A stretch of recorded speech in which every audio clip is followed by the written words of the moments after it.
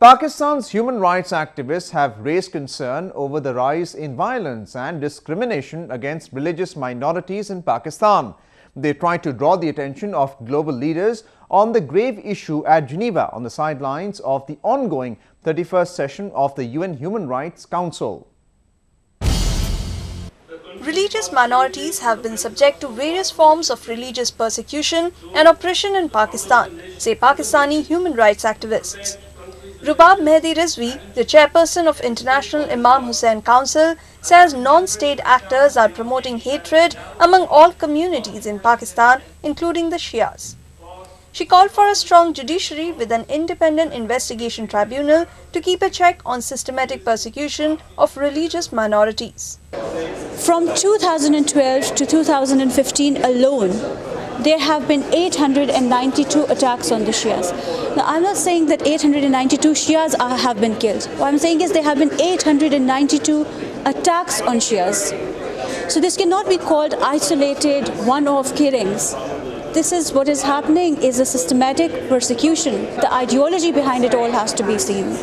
It's like genocidal claims being made by organizations like Lashkar-e-Jhangvi, where they say that we will rid Pakistan of this unclean Shia population, followed then by the 22,000 assassinations.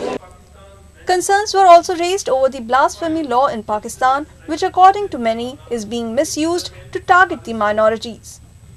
Sir Iftikhar Ayaz, chairperson of International Human Rights Committee of the Ahmadiyya Muslim Community UK, says many members of such communities are fleeing from the country in fear of violence against them.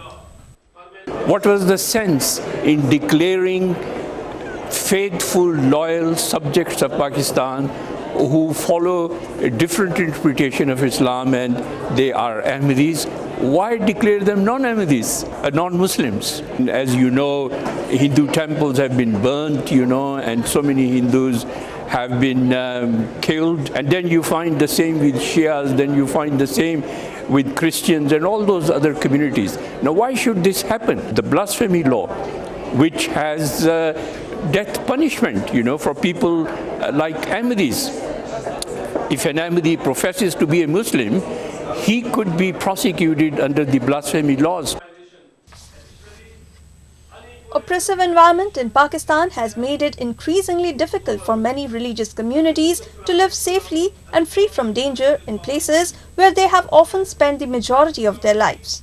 Domestic as well as international rights groups have called on the Pakistani government to increase protection for all citizens regardless of their religious belief.